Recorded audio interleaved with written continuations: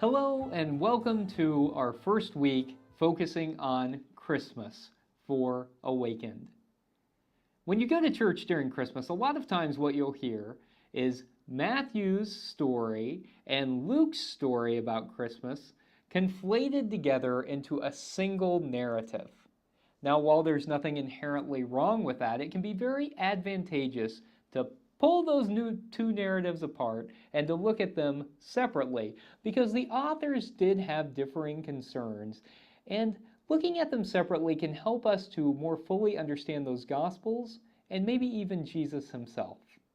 Today we'll look at Luke's version of events. In Luke's narrative, we discover an angel coming to Mary and asking her if she'll carry the Holy Child. Now that's significant. She gets a choice. Maybe that has something to say to us in the United States today, especially as we're thinking about reproductive health. Mary gets a choice, and she consents. After she has said yes, she says this incredible prayer, the Magnificat, where she calls for the mighty to be cast from their thrones and the hungry to be filled. Ooh. It's no wonder that Jesus turned out the way he did after being raised by Mary. This is the version where a decree comes out from the emperor, a decree from Caesar Augustus that everyone is to return to their hometowns for a census. Now, this wasn't historical. There was no record of a census like this occurring. You wouldn't have wanted people to return to their hometowns, because the purpose of a census was to determine where people lived currently so that you could appropriately tax them. It's a literary device that helps the Holy Family get from Nazareth to Bethlehem. As they are traveling, Mary is heavily pregnant, and it's time for labor. And so they arrive in Bethlehem and need a place to stay. So what they would have done, especially since they were going to Joseph's hometown, was to stay with extended family. And so they went to, in Greek, a katalima. A katalima. Now, this has often been translated as inn in English, like a hotel, an inn, but that's not actually what it means. And actually, the New Revised Standard Version, updated edition, changes this from inn to guest room, which is what a katalima was. So in an ancient house, there would have been a first floor where the family lived along with the animals, and upstairs there would have been a katalima, a guest room. And since in the narrative, everybody's returning to their hometown, it's already been taken. There's already someone staying there. So they stay with the animals, but that is not going out to a stable as many of us picture in our mind's eye. That's a medieval invention. That's something that painters invented whenever they were reading this story. There wasn't a stable in homes in the ancient Near East. Instead, as I said, the animals lived inside with their owners. And so Mary and Joseph would have stayed on the first floor with their family and the animals. And that's where Mary gives birth to Jesus in Luke's version of events. After Jesus has been born, did you notice who comes to see him in this version?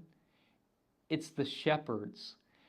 Poor, dirty, ritually impure, according to the purity laws, shepherds. This helps us to realize that Jesus' concern throughout the Gospel of Luke is going to be for those who are the most marginalized. Luke's version of events is very hopeful, actually, because in Luke's version, we get a marginalized person, Mary, unwed teen mother, who gets the choice, who gets to consent, who is the person who is lifted up as the hero of the story as she prays the Magnificat. It is the shepherds who are living outside, who have very little, who are the ones who get to witness Jesus' birth in this narrative. It's so significant that it is marginalized communities who are lifted up in the Gospel of Luke, because as you read through the Gospel of Luke, what you see is Jesus' concern for those who are marginalized, lifted up over and over again. And you see that from the very opening chapters of Luke's Gospel. One of the typical traditions in churches is to have an Advent wreath with candles surrounding it. And I like to use blue candles. Some churches use purple, but I like blue because blue is the color of hope.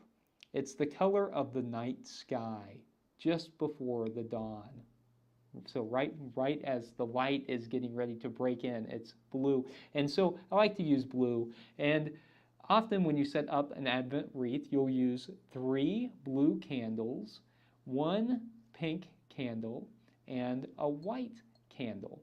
And so I'd encourage you throughout this season leading up to Christmas to build your own Advent wreath and to light the candles. So I've made a makeshift Advent wreath, which I will show to you.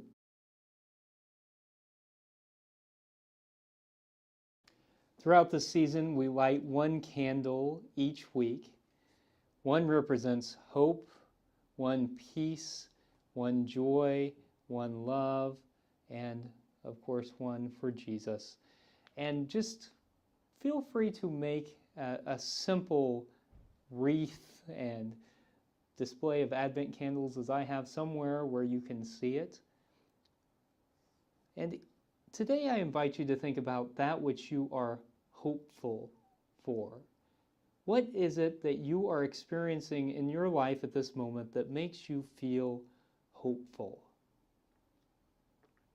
Think about that which is hopeful for you as you light the first candle.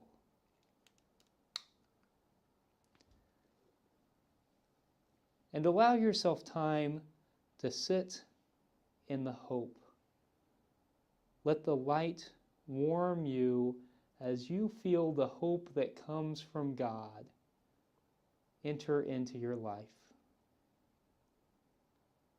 This week, may you be a bit hopeful as we hope for a better world. May it be so. Amen.